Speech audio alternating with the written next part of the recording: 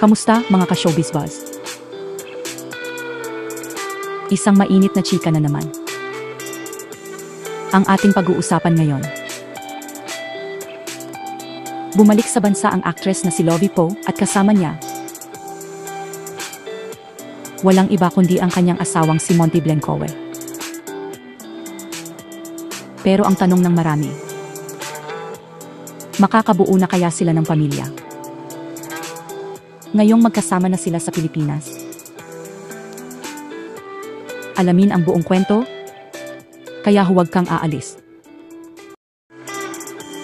Matatanda ang ikinasal si Lovie Poe sa kanyang British film producer na si Monty Blencowe noong 2023. Sa isang intimate wedding ceremony sa Cliveden House, isang historical estate sa UK. Mula noon, naging low-key ang dalawa sa kanilang relasyon. Pero kitang-kita ang pagmamahalan sa mga rare photos na kanilang ibinabahagi. At ngayon nga, muling nagbalik si Lovie sa Pilipinas. At kasama niya si Monty.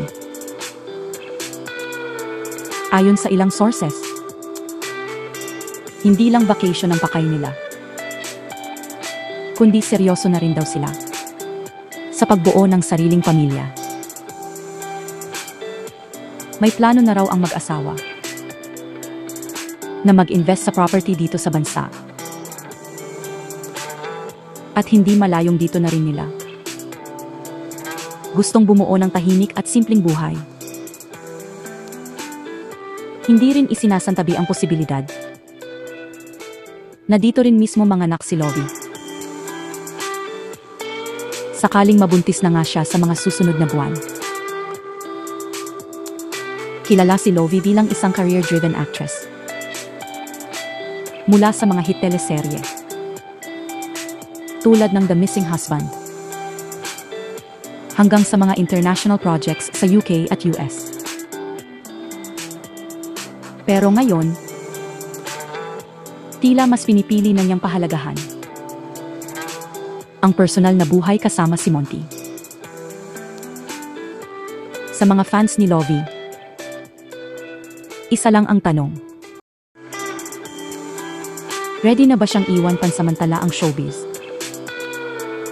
para sa buhay may asawa at ina? Ayon sa kanyang malalapit na kaibigan, bukas daw si Lovie sa posibilidad na magkaroon ng baby soon.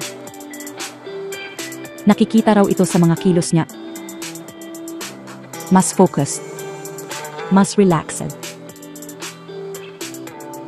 At laging kasama si Monty sa mga importanteng lakad. May mga spotted sightings na rin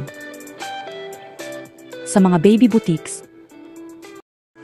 at OB clinics sa Makati at BGC na mas lalong nagpapainit sa spekulasyon. Buntis na nga ba si Lovie Poe? Pero syempre, wala pang kumpirmasyon mula sa kanilang kampo.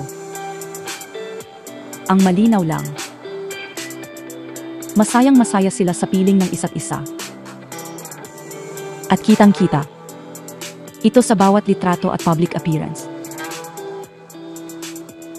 Kayo, mga ka-showbiz buzz, anong palagay ninyo? Makabubuo na nga kaya sina Lovie at Monty ngayon na magkasama sila sa Pilipinas? I-comment na ang inyong opinion sa ibaba. At kung gusto ninyong lagi kayong updated sa mga totoo at walang clickbait na balitang showbiz, huwag kalimutang mag-subscribe, i-like ang video na ito, at i-share sa mga kapwa chika lovers. Hanggang sa susunod, ito ang Showbiz Buzz, kung saan walang mintis ang mga balita.